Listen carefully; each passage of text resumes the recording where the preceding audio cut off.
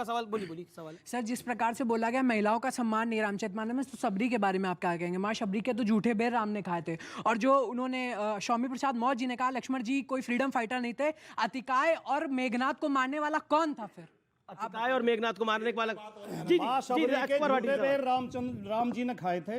राम जी को मर्यादा पुरुषोत्तम कहा जाता, हम भी मानते हैं, सारी दुनिया मानती है, केवल हिंदू नहीं सारी दुनिया मानती। राम का कोई विरोध नहीं है, लेकिन तुलसीदास जी ने उन्हीं शबरी के मुंह से, अरे सुनो यार, गाली दे रहे हैं और राम का विरोध नहीं है। कमाल की बात हो गई, कोई और ग्रंथ क्यों नहीं कोट कर, जो बार-बार जो औकात शब्द का इस्तेमाल कर रहे थे। देखिए मैं फिर से वही करने वाली बात है ना, लास्ट टाइम भी ऐसा ही हुआ था। ये पढ़ लीजिए सर, तो ये तरीका है, ये क्या तरीका है? अच्छा ये भैया पढ़े लिखे, मुख्य सवाल क्या है सर? मेरा सवाल है कि बात हुई थी लखनऊ का नाम लखनपुर रखने की। लखनपुर इसलिए बिकॉज श्री राम ने लक्ष्मण को वो भेंट किया था कि आप यहाँ पर राज कीजिए, और पहले मुगलों से पहले उसका नाम था लखनपुर, और मुगलों ने उसका नाम बदलकर लखनऊ किया गया था। तो वही नाम आज चला आ रहा है। तो क्या अगर हमारी मांग गलत है? अगर हम पहले के नाम को, इलाहाबाद का नाम अगर प्रयागराज रखा जा सकता है, तो लखनऊ का नाम लखनपुर नहीं रखा जा सकता? एक सवाल आया शिवम, ताकि इसका जवाब, ये एक लॉजिक के साथ एक सवाल पूछा जा रहा है, जिसमें कहा जा रहा है कि जब इलाहाबाद प्रयागराज हो सकता है तो लखनऊ क्यों नहीं लक्ष्मणपुर हो सकता? बिल्कुल हो सकता है, और मुझे लगता है होना ही चाहिए। मैं लगातार इस बात को कहते आया हूं कि अगर मेरी 5 जनरेशन पहले किसी ने मेरे घर पर कब्जा करके उसका नाम बदल दिया था, और आज हम लोकतांत्रिक इस देश में ओहो करना पहले ही शुरू कर दिया, अब मैं भी कहूं कि आप इतना उछल क्यों रही है? सुन तो लीजिए पहले, तो सुन लीजिए। अब देखिए ये वोट बैंक पे लग रहा है ना, थोड़ा हर्ट कहीं और हो रहा है, आप समझ रहे हैं? तो अगर वो वापस लेकर मैं बदलना चाहता हूं लोकतांत्रिक तरीके से, तो ये कौन से रिश्तेदार है मुगलों के? ये कौन से औरंगजेब से इनका लेना देना, या समाजवादी का क्या लेना देना है मुगलों से? अगर वापस उसको स्थायित्व में लाया जा रहा है तो क्या दिक्कत है? और एक सवाल, काउंटर सवाल आपसे शिवम जी, फिर आपने तो नाम बदल दिया मुगल गार्डन का भी,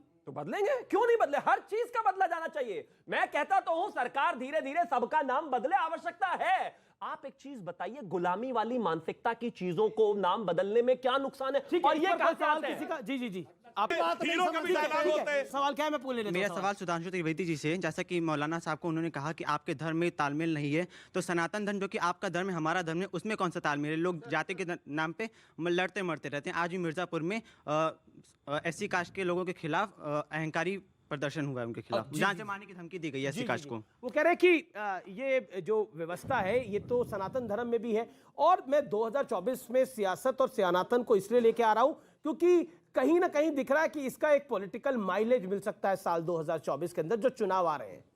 देखिए बहुत सही प्रश्न किया है, जिसका जिक्र प्रधानमंत्री और जो लोग अपने भाषण में भी करा, जो लोग आजकल ये बातें करते हैं वो लोग कहते हैं कि 6500 जातियां हैं हिंदू समाज में। ठीक, आखिरी कास्ट सेंसस हुआ 1931 में, अंग्रेजों के जमाने में 4114 जातियां। मैंने विनम्रता से कहता हूं एक हिंदू धर्म ग्रंथ दिखा दो जिसमें इन 6500 का नाम लिखा हो, तो कहां से आई है? ये सिर्फ ब्रिटिश सेंसस में लिखा है 1861, और 1901 में British census commissioner Herbert Risley के सेंसस में लिखा हुआ है जातियों के नाम। और अगर 6000 होंगी तो अल्फाबेटिकल ऑर्डर में लिखना चाहिए, ABCD। आपने उसका क्रम कैसे तय कर दिया? मैं विनम्रता से कहना चाहता हूं, चलिए वर्ण की तो बात छोड़िए, ये बताइए तेली ऊंचे की माली ऊंचे कौन से हिंदू धर्म ग्रंथ में लिखा है?